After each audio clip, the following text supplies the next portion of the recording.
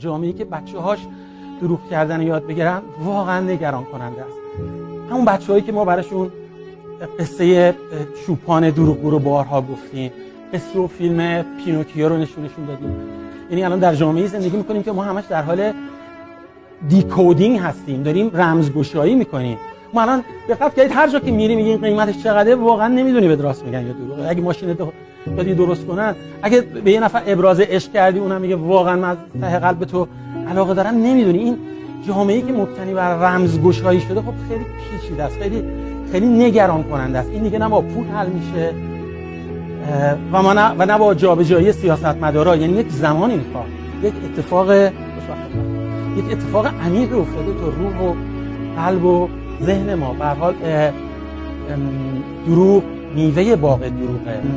دروغ میوه باغ.